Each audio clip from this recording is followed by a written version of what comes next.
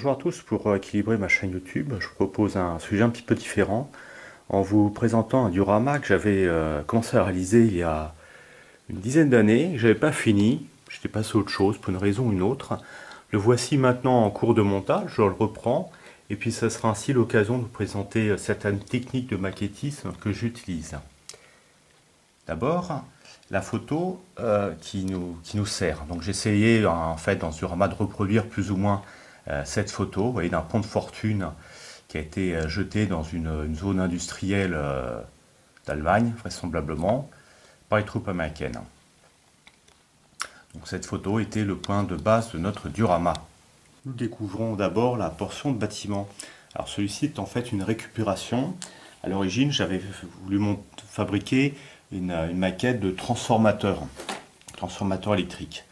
Et puis finalement, j'avais arrêté en cours de route et puis j'avais récupéré une partie de la maquette et je l'ai transformé. J'ai transformé en un morceau d'usine. Donc les briques, c'est du carton plume. Les structures en béton, tout simplement, du matériau de récupération, là. Voilà, de l'emballage. L'emballage, très utile. Donc là, c'est du carton découpé. Voilà, et puis collé pour faire la structure. Là, je crois que c'est les tôles ondulées, c'est des pots de petits Suisses, tout simplement.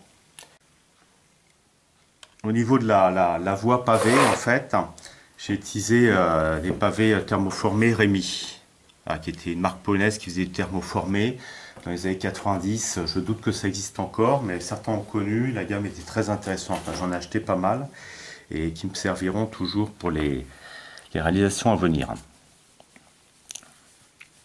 Alors, la réalisation du décor. Alors, un aspect là qu'on peut souligner,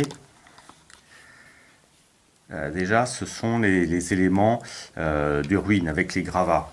Alors, pour les gravats là qui sont en grisé, en fait, j'utilise de la litière pour chat. J'ai un gros paquet de litière pour chat qui me servira toute ma vie de maquettiste. Et coller avec de la colle à bois, mélanger après avec du sable, etc. Ça permet d'obtenir cet aspect vraiment de gravat d'isolation. Et j'ai les morceaux de gravat là qui sont de couleur, la blanc, jaune et brique. Ce sont tout simplement des petits éléments là qui sont trouvés là, dans un magasin en fait qui fait de la décoration. Enfin, c'est pas la décoration, c'est les travaux manuels. Voilà, ça coûte moins cher que les... Voilà, quoi quand même 1,95 €. Ça coûte moins cher peut-être que les produits spécifiques pour les maquettes, pour certaines marques. Enfin voilà, on a ça sous la main avec un petit paquet comme ça et on a de quoi faire. Autre élément qui nous intéressait, évidemment le pont. J'essaie de reproduire donc d'après la photo que je vous ai montrée. Donc le pont est en bois.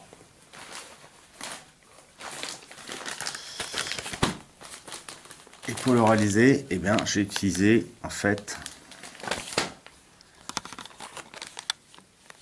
un assortiment là, de bois là, léger type balsa, voilà, pour modélisme ferroviaire là, ou autre.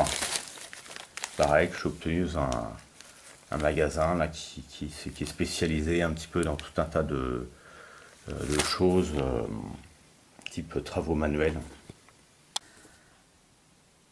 Alors le véhicule était le M7 Price Italeri.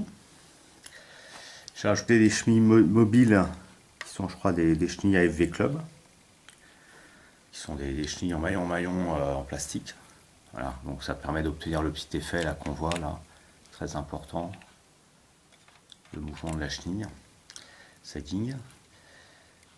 Une chose, les figurines. Alors les figurines là c'est l'homme, le soldat qui était dans la boîte du Price. Et les autres, ce sont des soldats de Tamiya qui étaient avec des vieilles figurines qui étaient avec le Ralph-Track. Alors ce qui est intéressant, c'est que les poses, elles collent bien avec le véhicule, ça s'accorde bien. Et l'idée, c'était de les disposer de cette façon, afin qu'il y ait un lien entre chaque figurine. Interaction là un peu entre les regards. Bon, les deux, ils regardent vers l'avant. Les deux qui sont à l'avant regardent vers l'avant. Interaction entre les regards ici. On améliore les figurines. Alors certaines, là pour l'instant, sont laissées telles quelles. Pour d'autres, on a amélioré en modifiant les têtes.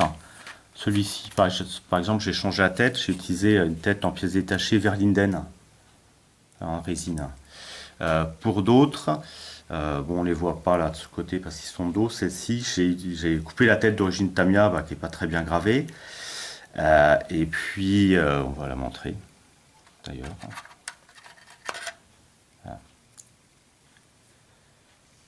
J'ai coupé la tête Tamiya et je vais coller une tête dragon surnuméraire, quoi, d'une boîte dragon, parce que les têtes dans les boîtes de figurines dragon sont assez bien faites. C'est bien moulé, c'est fine. Donc il me restait des têtes, quoi. J'avais dû déjà faire remplacement, échanger des têtes entre différentes figurines. Donc j'ai des têtes en rab, j'ai changé la tête et puis j'ai mis le casque américain. Donc ce qui permet d'améliorer un petit peu la figurine, l'aspect final de la figurine de façon assez simple et en faisant plutôt de la récupération. Un autre élément, le chargement à l'arrière du véhicule qui m'a d'être noté. Donc j'ai utilisé, on va montrer ça un petit peu mieux. Voilà, très bien. Donc j'ai utilisé en fait une boîte Tamiya là, Allied véhicule accessories 7, qui propose tout un tas de petits éléments. Donc voilà, c'est pour ça les chargements, c'est essentiellement du plastique injecté, enfin des éléments Tamiya en plastique injecté, donc qui sont moins chers que les éléments en résine, hein, bien sûr. Là, les pactages, là, c'est fait en milliput. Et puis le petit détail intéressant, c'est que j'ai rajouté le fil à coudre. Le fil à coudre pour simuler un cordage qui permettra de tenir plus ou moins l'ensemble de ce chargement. Voilà, tout n'est pas encore collé, la caisse n'est pas encore collée. Bien, j'espère que la présentation de ce diorama en cours de réalisation a pu vous intéresser.